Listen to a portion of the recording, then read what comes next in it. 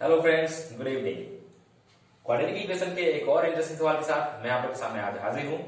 तो चलिए वीडियो को स्टार्ट करते हैं। और वीडियो को स्टार्ट करने से पहले आप मेरे चैनल द बेस्ट टेक को जरूर से जरूर सब्सक्राइब करें और इसे ज्यादा से ज्यादा शेयर भी करें, क्योंकि अगर आप सब्सक्राइब करते हैं, कमेंट्स करते हैं तो मेरा आत्मविश्वास बढ़ता है और मैं चाहता हूँ कि मैं इसी तरह के और भी वीडियोस आप लोग के लिए बनाता हूँ ताकि आपके प्रॉब्लम्स ज्यादा से ज्यादा सॉल्व होते रहे और आपको अच्छा भी लगे। तो चलिए स्टार्ट करते हैं वीडियो को।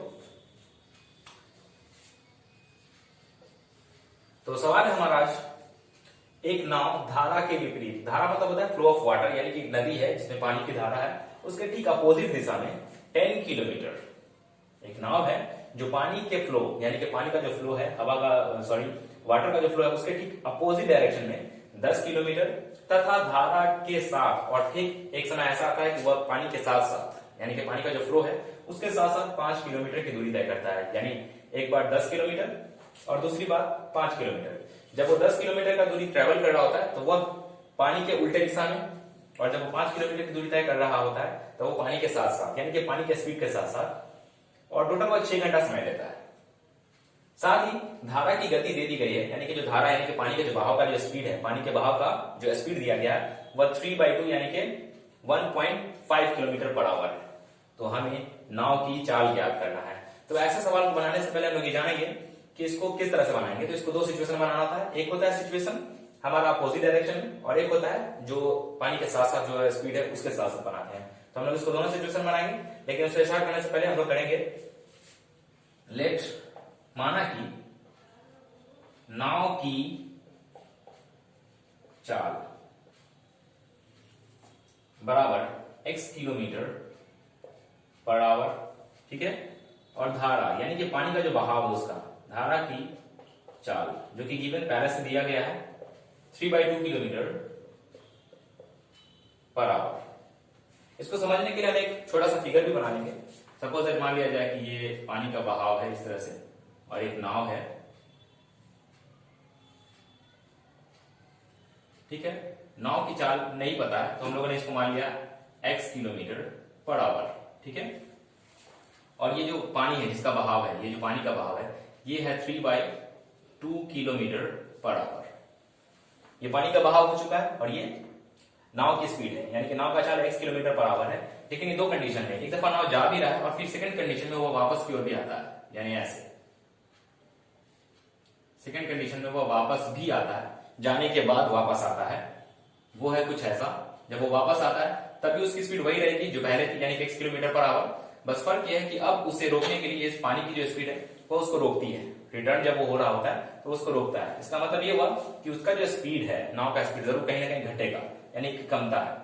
और साथ ही साथ दो सिचुएशन है। फर्स्ट जब ये नाव जा रही होती है तो ये दूरी तय करता है 10 किलोमीटर, ये दूरी तय करता है, और जब वो रिटर्न हो रहा होता है तब वो चलता है 5 किलोमीटर।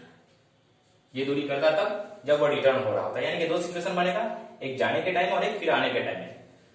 तो जब वो 10 किलोमीटर की दूरी तय करता है तो जो पानी का बहाव है वो 3/2 किलोमीटर, ये इस वे में है, अपोजिट साइड में है। तो इसका मतलब ये हुआ कि जब नाव जा रही है तो उसको हेल्प नहीं मिल पा रहा है, लेकिन जब नाव वापस आ रही है तो उसको हेल्प मिलता है पानी के स्पीड के साथ साथ। तो चलिए दोनों सिचुएशन को हम पहले क्लियर कर लेंगे। तो पहला सिचुएशन बनेगा हमारा, पहली स्थिति यानी कि फर्स्ट सिचुएशन,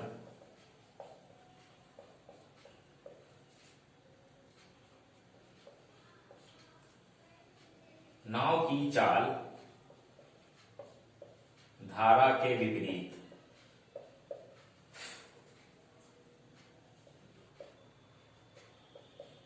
यानी कि अपोजिट डायरेक्शन में। तब ये क्या हो जाएगा x minus 3/2 kilometre per our, ठीक है।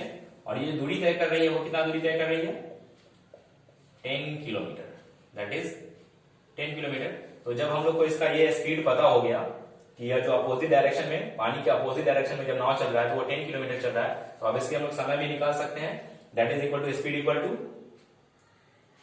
डिस्टेंस बाय टाइम वाले फॉर्मूला से, speed equal to distance by time, that is चाल बराबर दूरी बटे समय। उस फॉर्मूला से हम लोग समय भी निकालेंगे। तो समय जो हमारा होगा वो होगा समय बराबर दूरी बटे चाल, that is speed, x minus 3/2 kilometre per our. जब इसको हम लोग क्रॉस करेंगे, जब कट करेंगे तो ये आवर में आ जाएगा।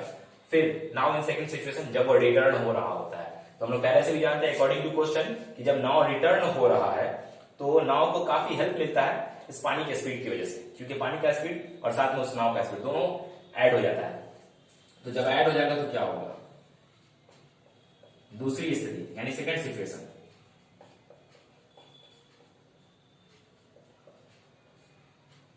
नाव की चाल धारा के साथ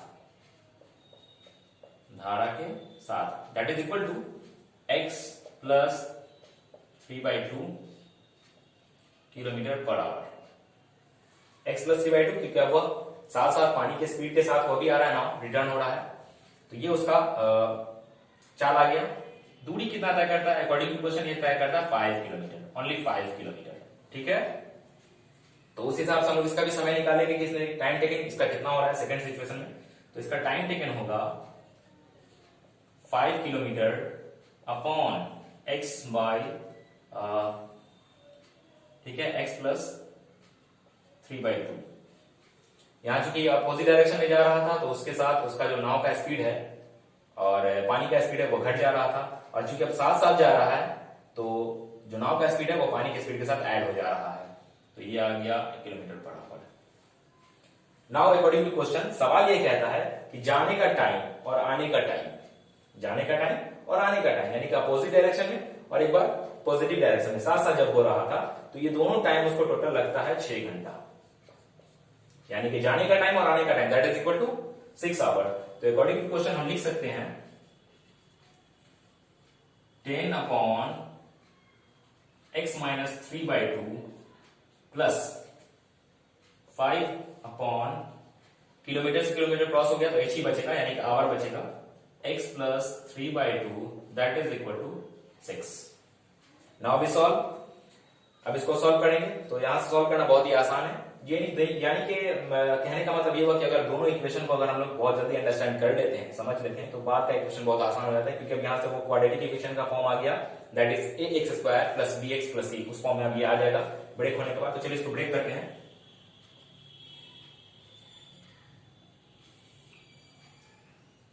x minus 3/2 x plus 3/2 LCM लेंगे दैट इज इक्वल टू 6, इससे ये डिवाइड हो जाएगा तो फिर हमारे पास बचेगा 10 into x plus 3/2 and plus, जब इसे डिवाइड करेंगे तो ये कट जाएगा तो हमारे पास x माइनस 3/2 बच जाता है जो कि ऊपर 5 से मल्टीप्लाई होगा, 5 into x minus 3/2।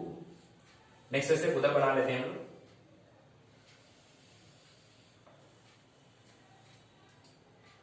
Now we get, जब इसको हम लोग इसके साथ मल्टीप्लाई करेंगे तो 10x होगा एंड प्लस जब 10 को 3/2 से मल्टीप्लाई करेंगे तो 2 से 10 क्रॉस हो जाता है 5 टाइम्स, तो 5 3 multiply 15 again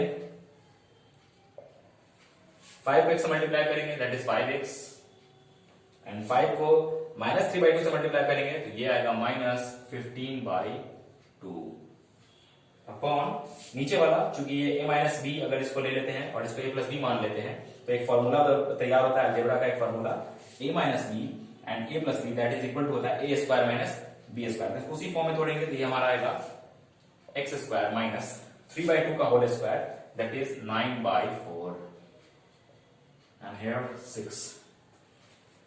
now we use cross multiplication. अब हम लोग यहाँ पर क्रॉस मल्टीप्लिकेशन यूज करेंगे। पहले थोड़ा सा और सिंप्लीफाई कर लेते हैं ताकि क्रॉस मल्टीप्लिकेशन करने में और ज्यादा आसान हो जाए, तो इसको थोड़ा सा और इजी कर लिया जाए। 10x and 5 that is 15x और 15 माइनस 15/2 जब इसको आप सॉल्व करेंगे, रफ में भी करेंगे, यहाँ पे भी कर सकते हैं, रफ में करेंगे आसान है। 15 माइनस 15/2 तो ये आपको आएगा 15/2। एलसीएम लेने के बाद जब उसको हम लोग इजी करेंगे तो यही आता है that is x square minus 9/4 and equal to 6। अब हम लोग यहां से इसको क्रॉस मल्टीप्लाई करेंगे तो आएगा 15x और इसके नीचे 1 हिडन है, तो एक काम करते हैं हम लोग 6 को पहले इधर मल्टीप्लाई कर लेते हैं ताकि क्या होगा कि हमारा x स्क्वायर वाला पद यानी कि जो x स्क्वायर पावर वाला जो हिस्सा है वो पहले आ जाए तो ज्यादा इजी बनता है। तो 6 को x से करेंगे 6x स्क्वायर माइनस 6 9 ये आ जाएगा 4 से 6 मल्टीप्लाई हो जाएगा तो 9/4 into 6 equal to 15x plus 15/2. Again we write 9/2. 6x square minus 9 by 9 to 3 से मल्टीप्लाई करेंगे, 2 to the 4, 2 3 9 3 27/2 equal to 15x plus 15/2. अब सबको एक तरफ कर लिया जाए, उसको सॉल्व कर लेते हैं। तो सबको एक तरफ करके सॉल्व करेंगे तो रिजल्ट आएगा 16x square minus 15x that is equal to 15/2 plus 27/2। हम लोगों ने क्या किया है कि वेरिएबल और नॉन वेरिएबल को अलग अलग कर लिया है। यहाँ पर ये हमारा वेरिएबल टर्म है, तो इस वेरिएबल टर्म को हम लोगों ने इधर एक्स स्क्वायर की तरफ लिया है, और ये चूंकि नॉन वेरिएबल है तो इसको हम लोगों ने बराबर के दूसरी तरफ भेज दिया है। अब इसको सॉल्व करेंगे। फाइनली वी गेट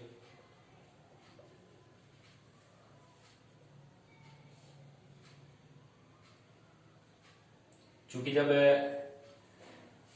डिनोमिनेटर जो सबसे सेम होता है तो आप जानते हैं कि न्यूमरेटर दोनों ऐड हो जाएंगे, तो ये हमारा आ जाएगा 42/2। इसको क्रॉस करेंगे तो आएगा 21। Finally we can write 6x square minus 15x minus 21 that is equal to 0। ये हमारा आ गया क्वाड्रेटिक इक्वेशन के फॉर्म में। सॉरी x यहाँ पर छूट गया, तो 6x square minus 15x minus 21। अब इसको हम लोग दो तरीके से बना सकते हैं। एक तो x वाला फॉर्मूला जो कि क्वाड्रेटिक इक्वेशन का एक फॉर्म होता है, x equal to minus b plus minus root under b square minus 4ac/2 है। और एक हम लोग ये भी जानते हैं, क्लास 9 में पढ़ेंगे या फ्रैक्शन विधि, कि बीच वाले पद को यानी बीच वाले टर्म को ऐसा दो हिस्सों में ब्रेक करते हैं कि फर्स्ट एंड थर्ड के मल्टीप्लीकेशन के बराबर आया। तो यहाँ पर आपको जो भी मेथड अच्छा लगेगा, आसान लगे, आप उसको इस्तेमाल कर सकते हैं। यहाँ पर हम लोग फ्रैक्शन से बना लेंगे, तो पहले तो इसका कॉमन निकाल लेंगे।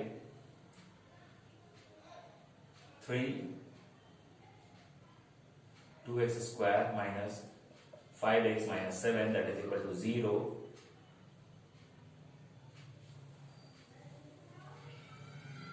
तो लिख सकते हैं हम लोग 2x square minus 5x minus 7 that is equal to 0।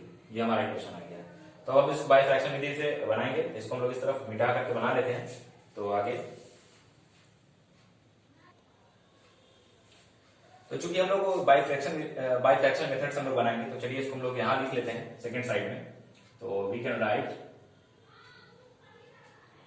2x square minus 5x minus 7 that is equal to 0। अब लिख सकते हैं हम लोग 2x square plus 2x minus 7x minus 7 that is equal to 0। यहां क्या हो गया कि minus 7x plus 2 that is equal to minus 5x। ये बहुत इजीली आ जाता है। और जब इस दोनों को मल्टीप्लाई करते हैं तो 7 2 को मल्टीप्लाई करेंगे तो 7 2 14 और 7 2 ये third term and first term, इसको मल्टीप्लाई करेंगे तो भी आता है 14। तो इस तरह से हमारा फ्रैक्शन बिल्कुल सही जा रहा है। कॉमन हम लोग निकालेंगे तो हमारे पास आएगा 2x x plus 1 and minus x plus 1। Now we can write 2x minus 7 that is first fraction 2x, यहाँ इसका जो कॉमन है और इसका जो कॉमन है दोनों मिलकर फर्स्ट फ्रैक्शन हो जाता है, और दूसरा x plus 1 that is equal to 0. Now we can write 2x minus 7 that is equal to 0 and x plus 1 that is equal to 0. So we get x equal to 7/2। 7 चूंकि यहाँ negative है तो इधर आया तो पॉजिटिव हो गया, और 2 चूंकि मल्टीप्लाई में तो फाइनली डिवाइड नहीं आएगा, एंड इधर x इक्वल टू -1। चूंकि x1 इधर प्लस पॉजिटिव है, इधर आएगा तो नेगेटिव। तो इस तरह से हम लोगों ने देखा कि जो नाव की चाल हम लोगों ने मारा था x किलोमीटर पर आवर, ये आ गया 7/2 kilometre per hour that is 3.5। और चूंकि हम लोग जानते हैं कि कभी भी किसी भी गाड़ी यानी कि किसी भी नाव, किसी भी ट्रेन, इसकी चाल नेगेटिव टर्म नहीं हो सकता है। जब भी हुआ पॉजिटिव टर्म, तो हमारा जो रियल आंसर हुआ वो हुआ x equal to 7/2 kilometre per hour. That is the real velocity, sorry that is the real speed of boat की चाल, दैट इज 7/2 किलोमीटर। तो थोड़ा सा लेंथी प्रोसेस है, लेकिन आप इसको यहाँ के बाद दोनों तरीका से अपना सकते हैं। या तो आप इसको बाय फॉर्मूला यूज कर लें या बाय फ्रैक्शन। तो चूंकि बाय फ्रैक्शन थोड़ा जल्दी बन जाता है, और बाय फॉर्मूला वो भी आसान होता है। उसमें आपको a b c इन तीनों का फॉर्म वैल्यू रखना पड़ता है उस फॉर्मूला में, और इसको बना सकते हैं। तो बहुत ही इंपॉर्टेंट, बहुत ही इंटरेस्टिंग सवाल है। बार बार इसको रिपीट करें, बार बार प्रैक्टिस करें। मिलते हैं नेक्स्ट वीडियो में। That's all, thank you.